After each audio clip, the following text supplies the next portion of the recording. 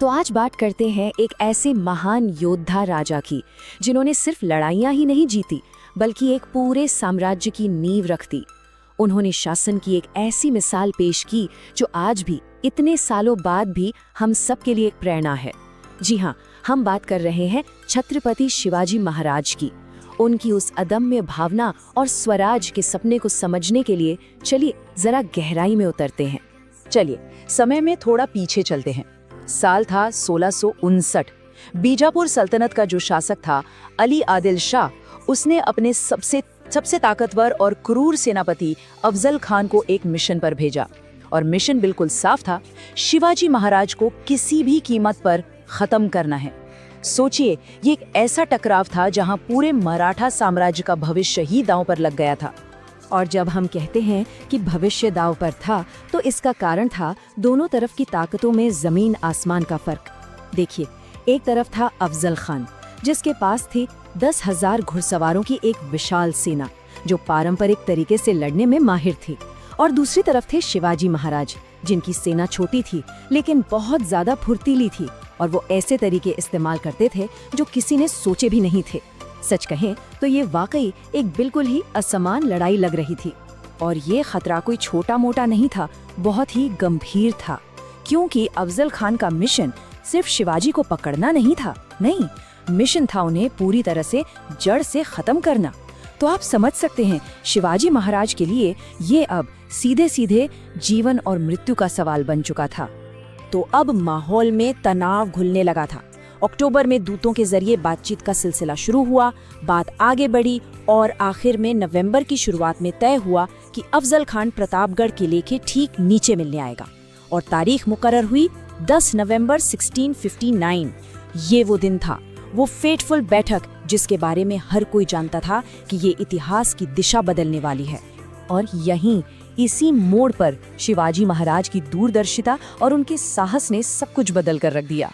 उन्हें कहीं ना कहीं अंदेशा था कि अफजल खान धोखा दे सकता है, और इसीलिए वो पूरी तैयारी के साथ आए थे। हुआ भी वही। जैसे ही खान गले मिला, उसने खंजर से वार करने की कोशिश की, लेकिन शिवाजी महाराज ने कपड़ों के नीचे कवच पहना हुआ था जिसने उन्हें बचा लिया। और फिर उन्होंने अपने छिपे हुए बाघ नख यानी टाइगर क्लॉ से पलटवार कर दिया। बस एक ही पल में पूरी बाजी ही पलट गई। तो अफजल खान पर ये जो जीत थी ना, ये सिर्फ एक इंसान की जीत नहीं थी, ये एक बिल्कुल ही क्रांतिकारी सोच, एक सैन्य दर्शन की जीत थी। तो चलिए अब जरा आगे बढ़ते हैं और देखते हैं कि आखिर ये था क्या। इस लाजवाब रणनीति को कहते थे गनीमी कावा।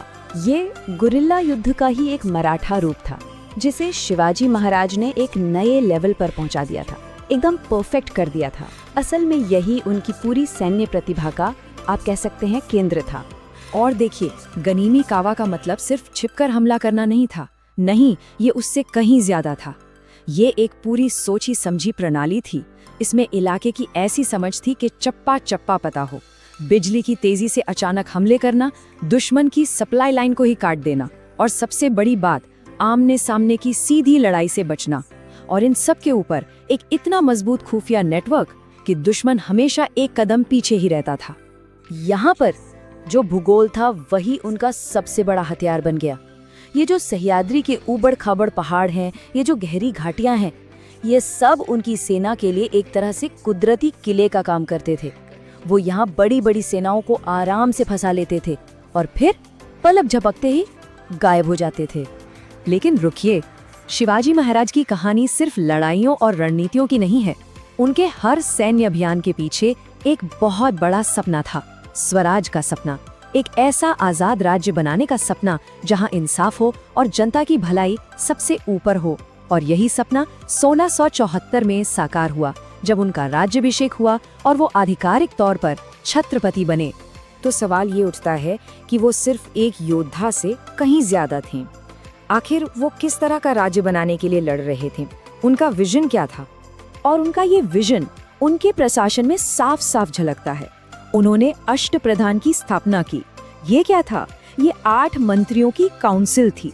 आप इसे आज के जमाने की कैबिनेट की तरह समझ सकते हैं। हर मंत्री के पास अपनी एक खास जिम्मेदारी थी, जिससे पूरा शासन बहुत ही कुशल और संगठित तरीके से चलता था। और ये व्यवस्था अपने समय के हिसाब से सोचिए कितनी क्रांतिकारी थी। उस जमाने में जहाँ सब कुछ वंश के आधार पर चलता था, उन्होंने कहा नहीं, नियुक्तियां काबिलियत के आधार पर होंगी। उन्होंने जागीरदारी सिस्टम को हटाकर नकद वेतन देने की शुरुआत की, जिससे भ्रष्टाचार पर लगाम लगी और राज्य का कंट्रोल बढ़ा। और तो और उनके सैनिकों के लिए एक सख्त आचार संहिता थी, जिसमें महिलाओं का सम्मान करना सबसे जरूरी था। शिवाजी महाराज की दूरदृष्टि सिर्फ जमीन तक ही नहीं रुकी, उन्होंने एक और ताकत को पहचाना, एक ऐसी ताकत जिसे उस समय के ज्यादातर भारतीय शासक पूरी तरह नजरअंदाज कर रहे थे, और वो थी समुद्र की ताकत। और इसी वजह से आज उन्हें भारतीय नौसेना का जनक भी कहा जाता है। वो अपने समय के उन गिने चुने भारतीय शासकों में से थे जिन्होंने एक मजबूत नेवी की अहमियत को समझा था, और उन्होंने ये काम बहुत पहले ही शुरू कर दिया था। सोचिए, साल था 1654 जब उन्होंने कल्याण के पास अपनी नौसेना की नींव रख दी थी। ये बात अपने आप में दिखाती है कि वो अपने समय से कितना आगे की सोच रखते थे। उनकी नौसेना भी कोई मामूली नहीं थी। ये सिर्फ जहाजों का एक बेड़ा नहीं था, उन्होंने सिंधु दुर्ग और विजय दुर्ग जैसे मजबूत नेवल बेस बनाए। छोटे और तेज तर्रार जहाजों जैसे गुराब और गलीबैट का इस्तेमाल किया। और कमाल की बात यह है कि उन्होंने अपनी गनीमी कावा वाली गुरिल्ला रणनीति को समुद्र में भी उतारा। इसी वजह से कोंकण का पूरा समुद्री तट और जरूरी व्यापार मार्ग एकदम सुरक्षित हो गए। अब आते हैं शिवाजी महाराज की कहानी के उस हिस्से पर जो शायद सबसे ज्यादा मशहूर है। एक ऐसा अध्याय जो उनकी अदम्य इच्छा शक्ति को दिखाता है। ये कहानी है मुगल सम्राट औरंगजेब की कैद से उनके उस महान पलायन की। तो हुआ ये कि 1666 में औरंगजेब ने धोखे से उन्हें आगरा में नजरबंद कर दिया। लेकिन शिवाजी को कैद में रखना किसी के बस की बात नहीं थी। उन्होंने कमाल की योजना बनाई। पहले तो बीमारी का बहाना किया और फिर साधुओं और गरीबों को मिठाई और फलों की बड़ी बड़ी टोकरियां भेजना शुरू कर दिया। ये रोज होने लगा और फिर एक दिन उसी एक टोकरी में अपने बेटे संभाजी के साथ छिपकर वो गार्ड्स की नजरों के सामने से निकल गई। इसके बाद तो भेस बदलकर लगभग 1000 किलोमीटर का सफर तय किया, मुगलों की गश्त से बचते हुए और सुरक्षित लायगढ़ वापस पहुंच गए। जरा सोचिए, इस एक घटना ने पूरे मुगल साम्राज्य को हिलाकर रख दिया होगा। औरंगजेब के लिए ये बहुत बड़ी शर्मिंदगी की बात थी। और दूसरी तरफ मराठाओं में नया ही जोश भर गया। ये बात साबित हो गई थी कि शिवाजी महाराज की भावना को कोई भी दीवार, कोई भी ताकत कैद नहीं कर सकती।